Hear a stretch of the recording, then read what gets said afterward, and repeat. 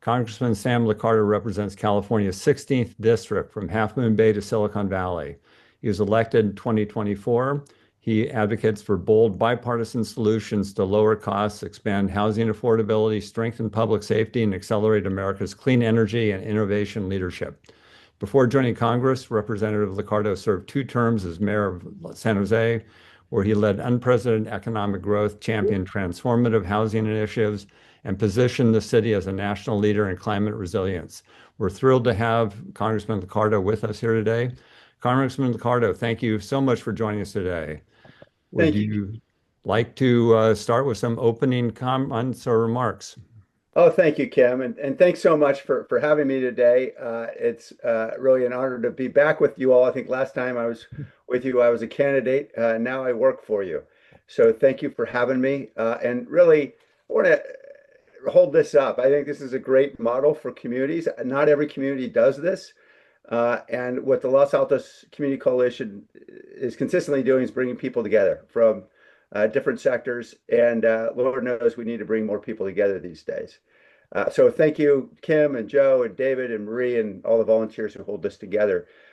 I thought I would just break my introductory remarks into two buckets. What's going on locally with the work we're doing, and then what's going on in DC, because I suspect, given all the drama of recent days and hours, there'll be plenty of questions on that, and I really want to get to your questions.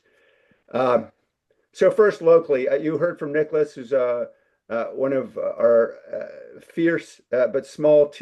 We have a fierce but small team, and Nicholas is an important part of that team. He is, as many of you know, was kind enough to stay on our team. He previously had worked with NASU and really understands a lot of the district's needs, and so it's great having him and other really smart people working with us here locally. Rania Mosen is our district director, and we just announced quite recently that we have opened a field office in Los Altos. We're very grateful to the city of Los Altos for allowing us to use the Noistra House a couple days a week for meetings and community convenings. We've already been at it. We had a great meeting there with a regional group of fire chiefs and working on fire solutions and so forth. So we're going to continue to try to be as present as we can be. We now have essentially 3 offices, one in San Jose, one in Los Altos, one on the other side of the hill in near Half Moon Bay, because this is a very large district to have to cover, and we know we need to be present in all places. So we'll continue to hustle. I'll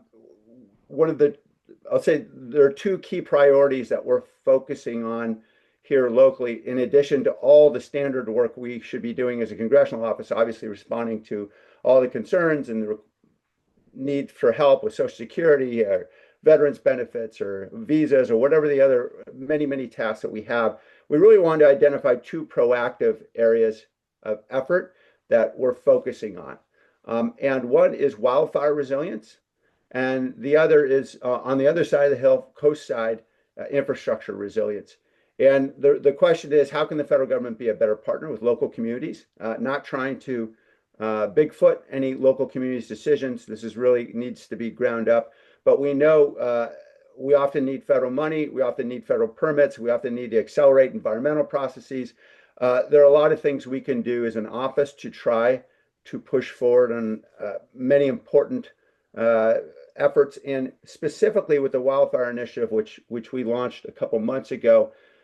There may be, in fact, we know there are regional solutions that are more cost-effective and frankly more likely to result in good outcomes than trying to go at it one neighborhood at a time, which has really largely been the model, I think, in every congressional district in the country, which is folks have a concern about wildfire, they apply for community funding project grants, and you get $1 million here, a $500,000 there, and that's good for 100 homes, but it doesn't do much about the rest of the district that needs the protection. So we think there's some regional solutions we can work together on, and we've had certainly a lot of support in that effort from folks who've been working on those regional solutions, and really want to give a shout out particularly to the Fire Safe Council, Seth Shallett and their team for all the hard work they're doing.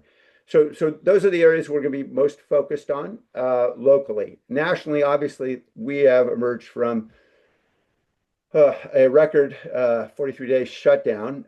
And so I want to give you a quick update on sort of what we've been doing through all of that. Um, I spent 3 weeks on the phone with between 2 and 3 dozen Republican colleagues trying to forge a compromise measure that would enable us to extend Affordable Care Act premium tax credits to protect in our district more than 24,000 people who critically depend on those tax credits to buy their health insurance on the exchange. Nationally, it's 22 million that are all going to see their premiums double. They're going to go up 93% as a result of the failure to extend those credits. So we worked with many Republicans who were quite interested in doing it because they understood the impacts on their district. And we stole some ideas from both the Republican side and the Democratic side to pay for it, primarily going after insurance companies that were gilding the lily, were making very, very large returns on Medicare Advantage programs by through a process that's known as upcoding. There are really some strong incentives in that program for insurance companies to misstate the condition of the patients that they serve. And we know there's a lot of fraud there, and similarly, there's a lot of broker fraud as well. And Republicans have been very outspoken about that. And so we stole some ideas, both sides of the aisle. We put a package together. As we were ready to launch this Sunday night, the word of the Senate folding started to cascade, and several of my Republican colleagues pulled off the bill because they felt that there was no longer an imperative with the shutdown resolving. We did still introduce the bill. We introduced it with 2 Republican colleagues and 2 Democratic colleagues. It's called the Fix It Act.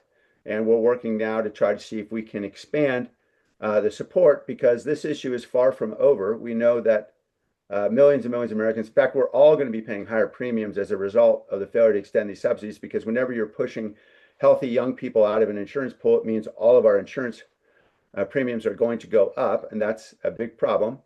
And we know that this can has only been kicked down the road exactly 81 days to January 31st. And January 31st, other than the 3 areas of government for which we passed appropriations bills, there is another threat of yet another government shutdown. And this is a terrible way to run a railroad. And I don't support kicking cans down the road. I think we have to grapple with these problems. And so I'm going to continue to push on this solution or any other solution that gets us to the finish line. And we've had, you may have seen, we were on CNN yesterday about it or 2 days ago, and we're starting to get some traction, I think, from colleagues on both sides of the aisle. Obviously, I'll continue to push on that. My role in Congress has been, they put me on the Financial Services Committee, which is actually a rare opportunity for a Frosh member. There are only 2 Frosh members that got on what they call exclusive committees on the Democratic side, and those are committees that handle very wide areas of jurisdiction. So financial services, as you might expect, covers banking, insurance, and crypto, and lots of other areas. But in addition, an area that I'm particularly passionate about, it has jurisdiction over housing. And I think many of you know I said a lot about the importance for there to be federal solutions to housing. And so I've already introduced 5 bills now. Each one of them has a Republican co-sponsor because I understand this is obviously a Congress that's controlled on both sides by Republicans, and we need to find ways to get support on the other side of the aisle if we're going to move anything. 2 of those 5 bills have already been pulled into a larger omnibus package on the Senate side called Road to Housing, and that is moving through the Senate. It should reach the floor soon. It just came out of committee. And we're trying to get one more bill of our 5 into that package as it comes to the House. So there'll be a lot more discussion about that. Most of those bills are focused on eliminating barriers, whether regulatory barriers or financing barriers to getting housing built. And happy to talk about in detail about any of those. I'll give you some very simple, broad outlines. One around helping homeowners who want to become home providers with financing, who are barred right now from getting a second to build an ADU or granny home, helping folks who want to convert office buildings in downtowns to housing, to be able to find a pathway to finance that as well, getting some red tape out of the way. So happy to talk in detail about those. And then finally, last thing I'll mention about our efforts in Washington, D.C., and they really pair closely with what we're doing here in the Valley. I heard loud and clear when I was running for office that we had a real problem in my party. I'm a Democrat, and I'd heard from plenty of folks in the tech industry that while they supported Obama and they supported Clinton, they felt as though the party had largely abandoned its uh, innovative nature, its support for the innovation economy. And there was a lot of frustration. And it wasn't from the oligarchs, it was from a lot of folks who were out there trying to start companies and get their first round of financing, and folks who are doing the research and helping to grow our innovation economy that's so critical not just to our region but to the world. And so I went back to leadership and said, my first meeting with Hakeem Jeffries, and said, we're losing Silicon Valley, and we're losing for self-inflicted reasons, and we've got a lot of work to do. And he agreed, he understood. And so we brought him out a couple times for some convenings, and we brought other folks in leadership. And that was, largely performative. I think the more substantive work we're doing is really trying to see how we can reorient the ship. With the input of hundreds of folks in the Valley, I created what's called an innovation agenda, focusing on policy positions where we have a broad consensus in the Valley around supporting, for example, high-skill immigration and the importance of H-1B visas, or supporting, permitting acceleration to help energy build out and infrastructure build out to support data centers, or investment in basic research and development and independence of universities, a whole host of areas where there's a large consensus here in the Valley. Put it together in a single agenda, went to the largest caucus in the House of Representatives. It's called the New Democratic Coalition. There's 116 members. These are the moderates in the Democratic Party. They endorsed the plan, they endorsed the whole agenda. And now we started identifying individual bills that we are selecting that are consistent with that agenda. And we're going to push and get 116 Democrats behind those bills. Many of them are bipartisan, to see how we can start to move some of these priorities and start to change the branding of the party, at least for many here in the Valley, because I'm very concerned, to be partisan for a moment, about how the Valley shifted over the last cycle. I'm also concerned that if we do take the majority in 2026, I don't want to be fighting my own party to get things done that are supportive of what we're trying to do here in Silicon Valley and in the region. So that is some of the work I've been up to. I'm happy to talk about any concerns you might have, any questions you might have. Great. Thank you very much for those very informative opening remarks, Congressman. While Congress was shut down for 43 days, it sounds like you were pretty busy. You can say You've been that. in Congress, yeah, you've been in Congress now for 11 months. How's the transition been?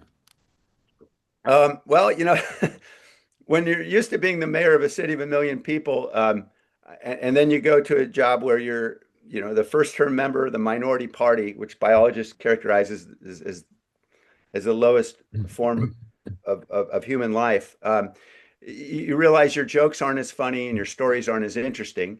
And you start to recognize there's a pecking order.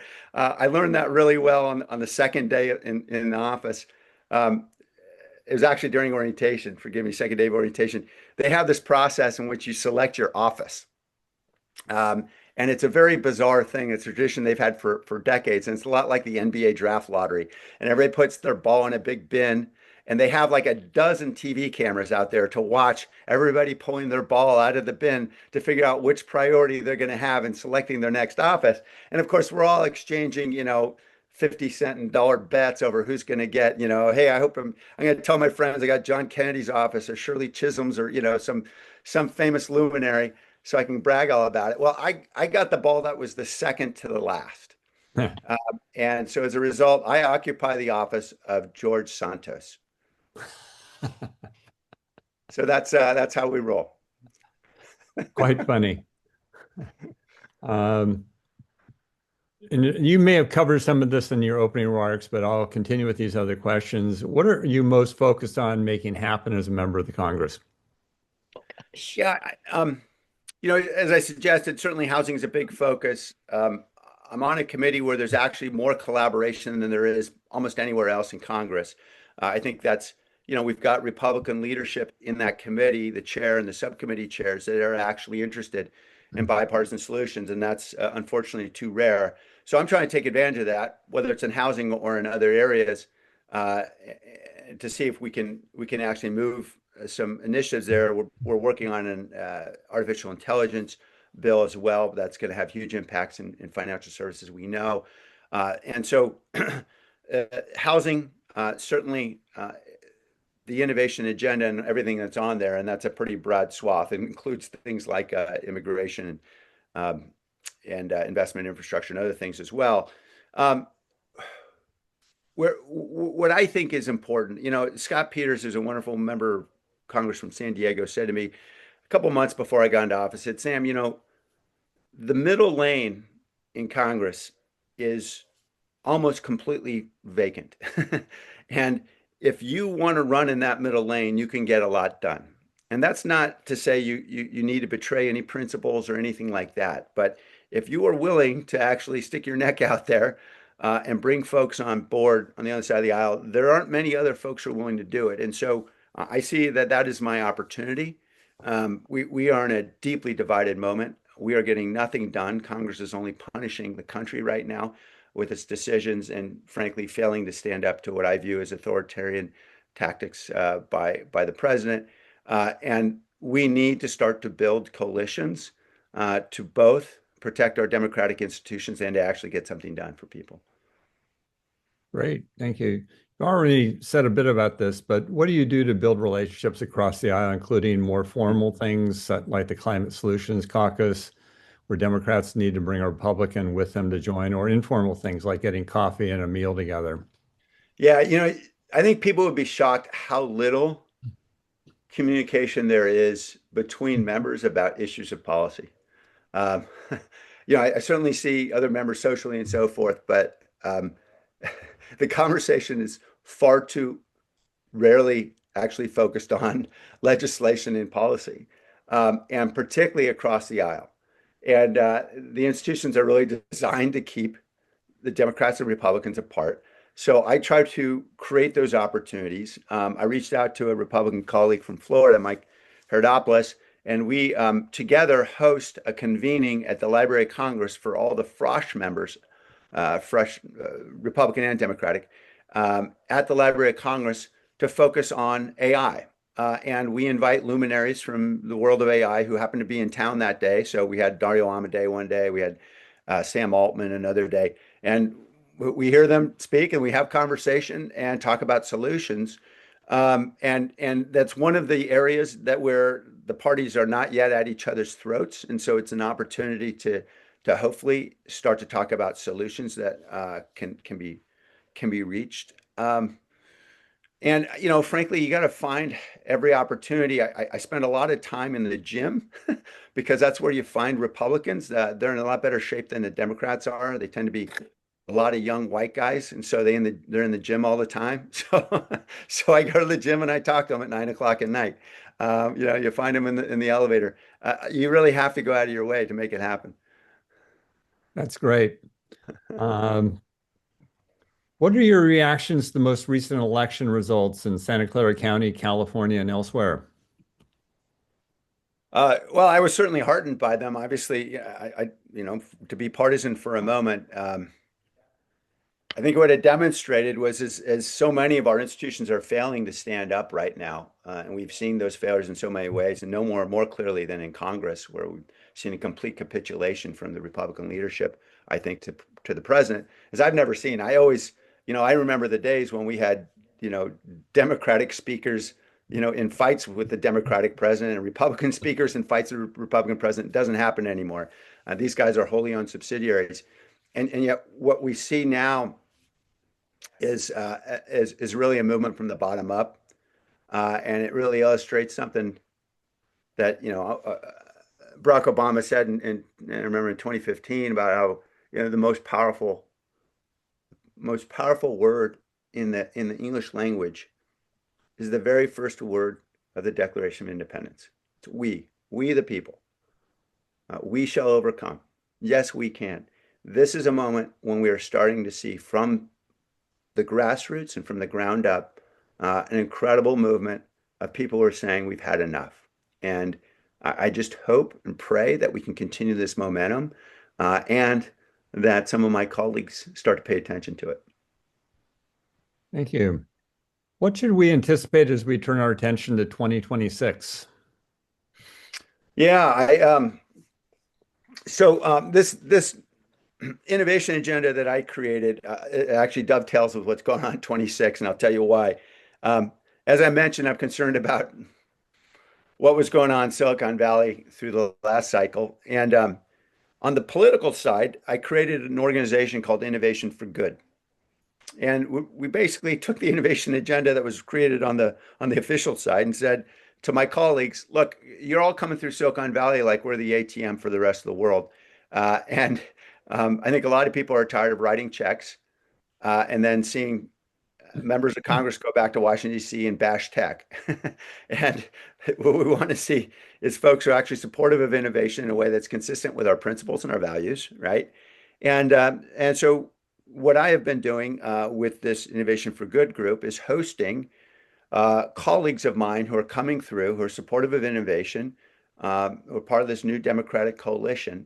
And if they are in battleground districts, that is districts where you can win or lose by 2 or 3%, then we're encouraging folks to get together. We're having Stephen Horsford today for lunch. He's a member of the Ways and Means Committee. He's a representative from Nevada. And we're bringing folks in and we're trying to build relationships and let folks kick the tires on these candidates and ask questions and hopefully support them.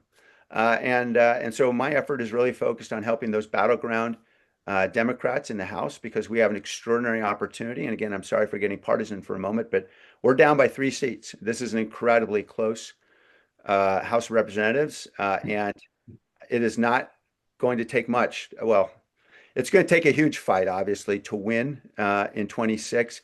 But we're going to need to push in a big way in all those strategic places. And it's really, we're talking about 25 districts in this country that are really going to matter the most. And that's where I'm laser focused. Great, thank you. One final question for me. If a genie granted you one wish, what would you wish for? Wow.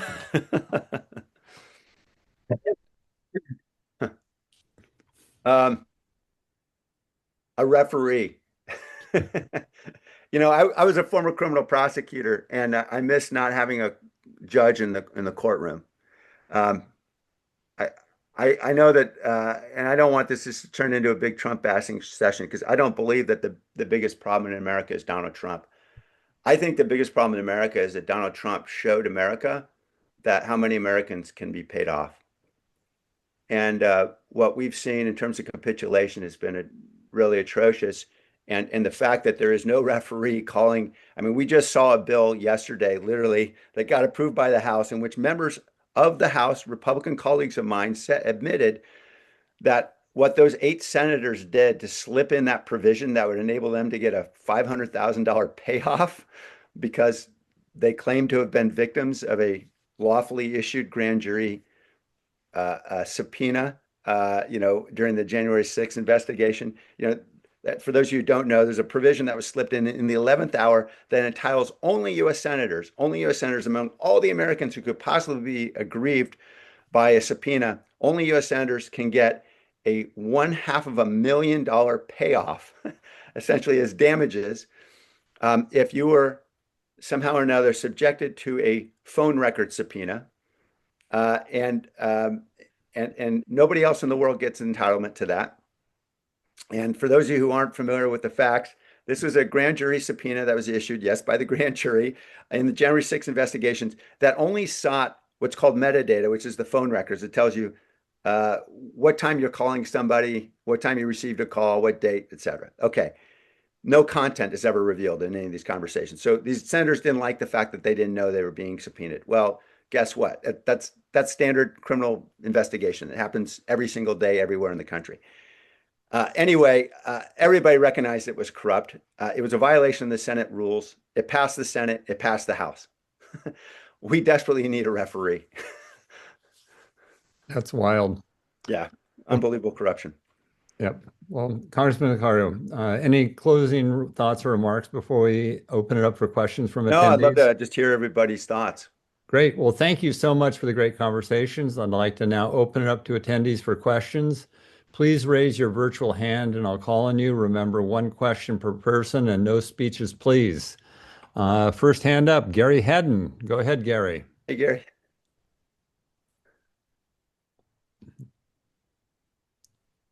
You need to unmute, Gary. Thank you for the reminder. Trump is rolling back a lot of protections for the environment. So what are your plans on addressing that? Yeah, well, I know it's not very satisfying to say this, but we got to win in 26. Jim Carville came into a group. There were a bunch of us Democrats who were mulling different ideas we had for legislation to try to counter all the outrages of the day. And he came into the room with 30 of us and said, you guys are talking about passing legislation, but you can't pass gas because you're not in the majority. So stop pretending. So that's Carville, right?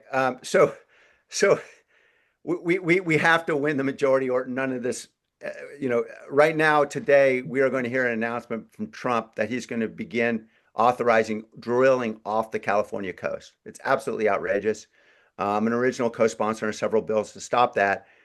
And look, I think we're going to be able to slow that down. I think there's, we can certainly prevent that, but we know all the other atrocities that are occurring environmentally are continuing. And I think, what I've been trying to do is figure out where can we find solutions that don't have the label climate and don't have the label green on them. Okay. So we can actually sell them to folks on the other side of the aisle, because right now we just don't have the votes. And so I've been working on a couple ideas around how we can empower homeowners, for example, to be able to invest in their homes in reducing their utility bills. You know how they can reduce their utility bills, of course, right? They can buy batteries and solar and so forth. But to actually provide a financing mechanism for them to do that using a federalized PACE program, property assessed clean energy. Only we wouldn't call it clean energy, of course. And the idea is to talk about reducing utility costs, right? We don't talk about clean. We don't talk about a climate. Those are the kinds of ideas I'm working on right now on the committee, because we got to find friends on the other side of the aisle and nothing moves. In the meantime, we're just going to keep suing. And look, there have been some really great work being done by a lot of organizations in the environmental space, as well as obviously in the civil society, groups like Public Citizen, Democracy Forward, and others. They're suing and winning a lot in court. And I know there's a lot of frustration about whatever's happening in the Supreme Court, but people don't appreciate so far more than 200 injunctions have been issued by federal judges, Republican and Democratic judges. More than 200 is unprecedented in any administration. See so many Republican judges standing up against their own administration, issuing injunctions. Most of those are not getting appealed, so they're not going to the Supreme Court. And so, we're going to keep fighting a lot of these fights, particularly environmentally, in court. And what we do on the House side is we're not allowed to actually file. The law prohibits us from being a member or a plaintiff, but we can write amicus briefs. We can provide data and information. We provide strategic direction. We connect people to resources and lawyers and so forth. And so I'm part of a group of recovering lawyers in what they call rapid response litigation working group, working with a lot of these organizations. So we got to keep using our courts. Our courts are standing up in a remarkable way, despite whatever we may hear, about the Supreme Court. Oh, great. Thank you very much. Thanks, Gary. Thank you. Mike Kasperzak, you have your hand up. I do. Thanks, Kim. And hey, Sam, a quick question about some specific legislation. There's a bill, HR 5356, which would establish a national infrastructure bank. The group putting the bill together met with your congressional staff a couple of weeks ago, and was just wondering if you've had a chance to talk to them and join your other colleagues in the Bay Area that have signed on to that bill. I don't think I've had the meeting with my staff on that bill yet. No. Okay. Yeah. Does it have any Republican co-sponsors? It does not yet. Yeah. They're working on it, but they've got over 100 co-sponsors at this point. But Yeah. Zoe's on it, Rose on it. Yeah. They're hopefully trying to get you and Eric on it. So Okay. Kevin's Look, on it. yeah, look, I'm happy to like I'm likely to get on. But Mike, I gotta be honest with you. Like right now, it's largely performative and an empty exercise. If we could I have know. 215 Democrats on a bill, it is not going to move out of committee. So, Yep. um, the name of the game is you got to go find a Republican friend, or Yep. even if they're not a friend, just somebody will get on a bill. Yep. We've heard it. We're Yeah. working on it. Yeah, I So, appreciate it. but Thanks for your thanks. advocacy. And look, if I can help in any way, I'd love to. Obviously, I've been pushing pretty hard on infrastructure development as a Yeah. mayor. Anybody else have a Thanks. question? Please raise your hand, your virtual hand, so I can call on you. I'm amazed there aren't more hands up. Oh, I saw Oh, Mayor Pete. Oh, Pete there we go. Daly. Mayor Pete, what's going on? Took me a second to unmute there. Hey, I got a quick partisan question. With the redistricting bill Yeah, and the likelihood that we're going to pick up some seats in California as a result, I actually think that it's going to make a number of districts more competitive as well. That may be in play that we didn't know were in play, given the the broader trends that are going on nationwide. So I'm wondering what you're doing to help other Democrats join you. You want to win in 26? Let's get out and roll up our sleeves and get some folks elected. yeah, yeah. The phenomenon you're referring to, gerrymandering, if done inartfully, can become what they call dummy mandering, essentially, where you create more competitive districts than you want. And I think, like, I haven't been in the weeds on where the lines have been drawing or anything else.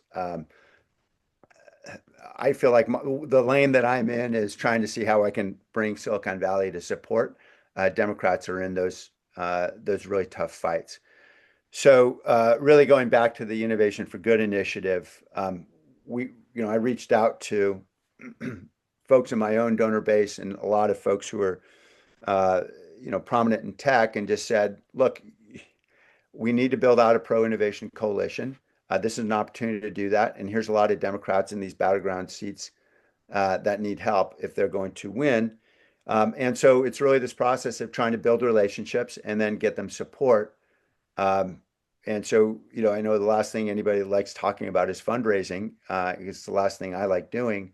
But bluntly, that is a big role for me right now. I've raised more than $1.5 million right now for Democrats who are in these battleground seats. And we're going to keep raising, really trying to, again, convene, build relationships, identify those who are in those battleground situations, and get them educated about tech issues. So when they come into the valley, they understand the issues and they're not just flailing at it. Great. David, you have a question? I do. Good morning, Sam. As someone who probably gets 12 to 15 or 18 texts a day from people who decide they're running as Democrats and they're founding Yes. donors, and of course, they haven't even won the primary. No, of course. I really, as a partisan question, I have to ask you, how in the world do they expect people to start making choices of where to place their money on a Yeah. big, a big roulette board? Yeah. Does anyone understand that it'd be much better to focus their efforts after the primaries? There's no question that most Democrats will go across states, the battleground states. All of us have done it ever since this monster got into office the Yeah. first time. So that's my question. Do the campaigns have any understanding that it's probably going to eventually, everyone's going to just start going stop constantly just to clear their phones every morning? Yeah, no, I do the same thing. And I prohibited everybody on my campaign staff from ever putting out a single text for fundraising. Uh, because there's nothing that frustrates people more. Um, look, obviously they're doing it because somebody is willing to actually give money in response to those texts. I don't do it. I think it's a terrible tactic, and I think it just alienates people. I would also say, Innovation for Good is focused entirely right now on Democrats who are the Democratic candidate in the race. We're not into primaries. We're staying out of primaries. We'll be supporting new Democrats coming up in those red to blue races in the spring. But for now, we're just sticking with my colleagues who are, in fact, going to be the Democratic nominee. Is the Innovation for Good is a Democratic based It's a PAC? it's a leadership pack, so it's called LPAC, and happy to talk to you more offline about it. Great. Yeah, if anybody's interested, my email address is sam.liccardo@gmail.com. Thank you. Sam.liccardo@gmail. Love to Thanks, Sam. tell you more. And we'll have these convenings. We've got 3 of my colleagues coming through in the next 2 weeks. Um, just to tell you, Stephen Horsford from Nevada, Kristen McDonald-Rivet from Michigan, and from Virginia, Eugene Vindeman. Thanks very much. Thank you. Great. Any other questions? Please raise your virtual hand. Pete, you have your virtual hand up still. I don't know if you're asking another question. Nope. Anybody else? Please raise your hand. Let me just ask the question then, since I exhausted everybody else's. I'd be interested in your responses. What do you think Congress should be doing right now? I see Jim has his hand up. Jim, I'm going to let you ask a question, and others that want to raise their hand to ask a question or answer Sam's hand, please do so. Jim, please unmute. Yeah, I did that too. Okay, I don't have an answer to Sam's question yet, That's all right, Jim. but Thank you. I noticed that the shutdown ended pretty quickly after they started inconveniencing people with air traffic delays and so forth. I wonder, from your perspective, how much of that was manufactured, just to kind of try and to try and force things, or what? Obviously, there were traffic problems, but was that really a political move, or was that an operational thing? I talked to the guy who's the ranking member on that committee about that question. He privately told me, look, this is probably a good safety move. And so I don't look. There's a lot that this administration has done wrong and horribly. And one thing that was happening concurrently was an unwillingness of a president to follow a court order to pay 42 million Americans who desperately need food assistance a check to be able to pay to be able to put food on the table for their families. That I would regard as purely cynical and cruel as part of a tactic to end the shutdown. But I don't think that the decision about throttling back the air traffic was purely political. I know that the accusation had been made, but it struck me as sensible. Right. By the way, Lang. there's a larger issue here, right? We don't have enough air traffic controllers, right? I think we need 13,000 and change. We have somewhere about 3,000 and 3,500 short of that. So we have a national challenge here, and we got to fill these positions because they're essential for air safety. So clearly, the shutdown exacerbated that crisis, and we saw the result. Larry, you have a question? Please. Hey, Larry. Great. Thanks. First of all, thanks for being here this morning. Really appreciate you taking the time to share your experiences. We've all seen a lot of the videos of the ICE folks and their masks and lack of badges and so forth, chasing people around. Yeah. I have to assume that in your district, some of that activity has been going on. And I'm curious how much you've learned about that and what your office is doing about that. Yeah, we've been tracking pretty carefully. And as a former mayor of San Jose, we've been through this before, though not at this level with the last Trump administration. So I'd had existing relationships with a lot of nonprofits who are deeply engaged in this, and we've been convening with them by Zoom and in person to see how we can best support them. We have not seen the horrors that we've seen in LA, Chicago, and some other cities with regard to ICE antics, I think for a few reasons. I've had a communication channel with the local SAC, Special Agent in Charge, it's called SAC, for ICE. And that director, someone who I had worked with previously, and obviously we may not agree on many things, but I'm a former federal prosecutor. I used to actually prosecute human trafficking cases, so I understand how ICE works and that they do have a legitimate function. And it's important that they be able to do their jobs.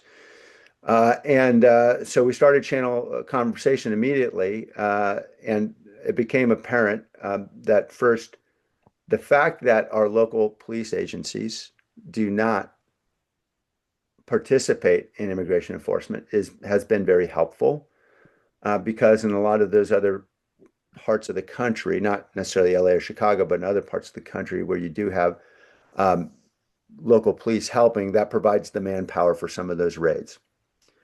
And secondly, another thing we don't have up here in Northern California is, at least not now, is a federal detention center for undocumented immigrants who are arrested.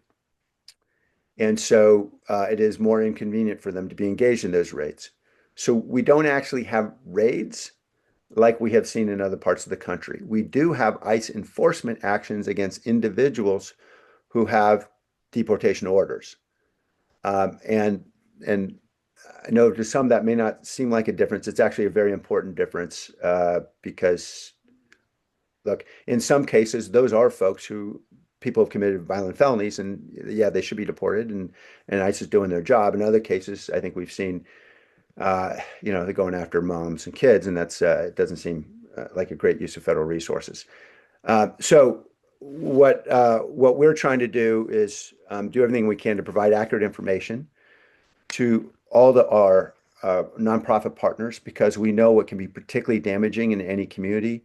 I'm Latino, and I know that this has been true for many years, is that what they call the chisme, the gossip of the fact that somebody thinks they saw ICE in one neighborhood or another, then all of a sudden people stop going to work, people stop taking their kids to the doctor's office, kids stop going to school, and that has huge impacts throughout a community. So the fear itself is incredibly damaging to a community. And so the extent to which we can provide accurate information about what ICE is doing, what they're not doing, most importantly, is helpful to try to enable the communities to continue to function. Because let's face it, regardless of how you feel on this issue, and people can, 45% of our labor in agriculture today is being provided, or at least was being provided, by undocumented immigrants, right? And an enormous amount of other parts of functions of our community are being performed by undocumented immigrants. So this is going to have huge impacts on all of us. And so we want to at least do everything we can within the law to diminish those negative impacts, and obviously provide support for families who are struggling. And so we've been talking also to the consulates and figure out, hey, when people are being arrested, can we make sure the property, the car stays with the family, goes back to somebody in the family, things like that, so we can at least help the families continue to survive. Thank you. Jonathan Weinberg, I saw you had your hand up. Do you have a question? Hi, thanks. I actually had taken it down because I'm afraid this is going to come out as frustrated rambling. That's okay. I get it all the time. So I consider myself a Democrat. I still consider myself a Democrat, but I'm very frustrated with my party. Sure. I don't know what the message is or what the vision is. I want Democrats to stand for a safe community, national safety. So that's, protection, military, police, healthcare, sanitary management. I want us to create level playing fields, and I want us to help people, especially those people who are most in need of help.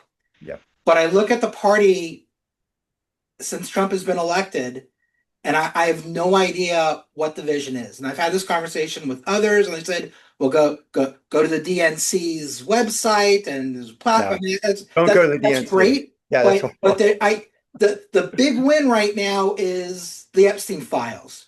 Yay! Yeah. Okay. I mean, this is National Enquirer stuff as far as I'm concerned. And yes, yeah. I understand that there is value in stopping the momentum of a president who especially has both Congress and the Supreme Court in his pocket right now. Yep. But I don't know. I am not motivated by let's stop them. I'm motivated by let's make this country a better place. Right. The Affordable Care Act was fantastic. It was a great example of that. It was a triumph of legislative skill and policy, Right. just to get it passed, and then to keep it from being scuttled during the last Trump administration. I don't see that in the Democratic Party right now. I'm seeing, I mean, we're tearing ourselves up over the Mandami election, which really, again, maybe it's easier for me to say it in California, but to me, that's nothing. And we've always said that we're a big tent, so we welcome people from different perspectives, Yep. and that's what we're seeing play out nationally. But where are we uniting, and where are we working toward positive progress, not just in stopping Trump from doing what he's doing, Yep. but from actually moving forward as a society in the way that we want to be moving forward? What is the vision? Yeah. So Jonathan, first, you've echoed, I think, the frustrations of tens of millions of Democrats. You need this room. I'm sorry, you able to hear me? Yeah. Is that okay? Yes. Okay. Yeah, Jonathan, you've echoed the frustrations of tens of millions of of Democrats, and I know nobody hates the Democratic Party more right now than Democrats. And I and I'm not going to be the spokesperson for the Democratic Party. I have never been endorsed by the Democratic Party in any contested race I've been in. I've always run against the individual who is endorsed by the Democratic Party. So I'm not going to be a great spokesperson for them, right? I'm not the insider. I never had the support of the DNC. In every race from council to mayor to Congress, I was always running against the insider, the Democratic endorsed candidate. So I'm not the guy who's going to fix the party. What I'm trying to do is to provide a vision for how Democrats like me can actually help us move forward in an increasingly complex, challenging environment. What I try to put forward, the innovation agenda, is not something I think is necessarily going to sell well in Iowa or in Duluth. What I do think, though, is that this is an agenda that speaks to the innovation regions of the country, like Silicon Valley, Austin, Boston, New York, Seattle, et cetera, of a lot of folks who are frustrated that Democrats are pushing back at a critical moment when America needs to win the 21st century. And more importantly, we need technological innovation to tackle climate change, as we need it to tackle educational disparities, as we need it to tackle cancer and a whole host of other challenges, right? So the idea is to create a vision in which we can be a pro-innovation, not pro-oligarch, but pro-innovation, a party in a way that actually supports our values and principles around equity and opportunity. And so that's me running in my lane. Now, I don't think look, everybody wants to know who's the leader, right? There's no leader of the national party. There's no national message. Well, guess what? We're not going to win in 2026 because we have a national leader, and we never do. and we're not going to take back the House or the Senate with a single message. It was Will Rogers who said, "I'm not a member of any organized party. I'm a Democrat." The same principle applies, except there's a reason for it.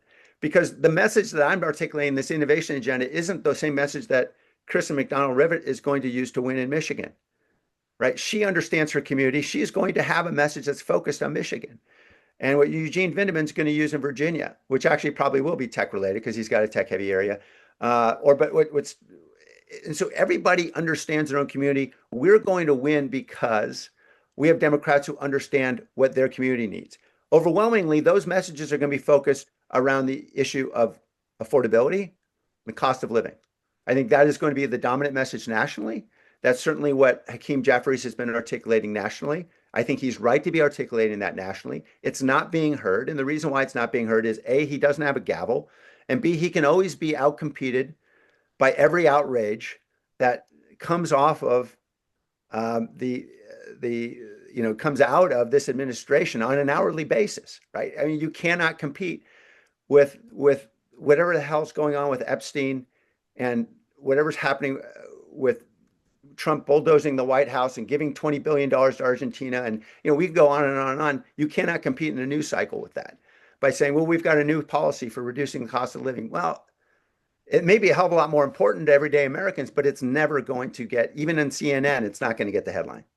So we have to appreciate the fact this isn't a moment when Democrats are going to seize the messaging. There's no mechanism to do that. What we have to do is support individual Democrats in individual districts who are going to win. And here's just what I'll end with. I know you may not believe me by this, but here's what I hope will persuade you. We lost everything in the last cycle. We lost the presidential race. We lost a national vote. We lost governorships. We lost the Senate. We lost state legislatures. One area we won. We gained 2 seats in the House of Representatives over the Republicans, net 2 seats. We gained 3 new seats in California, all Democrats in red seats in California. Why? Because individual members of Congress who were running in those seats understood their communities, understood the message that those communities needed to hear.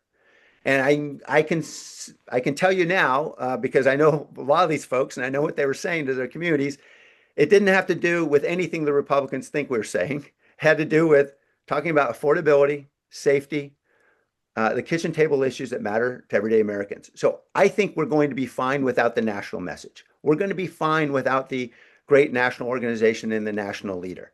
We'll have a national leader in 2028. That's when you need a national leader, when you run for president. For now, what we need is everybody running in their lane, doing their job. Thank you. Great. Thank you very much, Sam. We've hit, we're actually overtime, 9:32. Oh, I'm sorry. Forgive me. No problem. We appreciate you sticking around past it, 9:30. I understand you have a hard stop, though, and another meeting to go to. So, Diane, I see your hands raised. Unfortunately, we've run out of time. I wonder if you might post your question in chat and get an answer directly from Congressman Liccardo's office. Thank you again, Congressman, very much for joining us today. Really appreciate it. I have a few things to wrap up here. I know others need to leave, but hopefully before all of you go, a few final announcements. Our next meeting would usually be in 2 weeks, Friday, November 28th, but deference to Thanksgiving, we're going to skip that date. Our next meeting then will hopefully be Friday, December 12th from 8:30 to 9:30. We'll let you know that topic as soon as we can. Please support Los Altos Community Coalition by joining our YouTube channel and clicking on the subscribe button to subscribe to our channel. A link to our YouTube channel is posted in the chat for your convenience. If you would like to be added to the LACC mailing list, please send an email to info@losaltoscommunitycoalition.org. This email is posted in chat for your convenience. LACC is a fiscally sponsored project of Los Altos Mountain View Community Foundation's Local Impact Collective. We thank the Community Foundation for their ongoing support. Thank you once again, Congressman Liccardo, very much for joining us today. We deeply appreciate it. Thank you all for joining us and hope to see you again in 4 weeks. Thanks, Thank you all, and join me in thanking Congressman Liccardo. Thanks, everyone. Really enjoyed it. Please have a great day.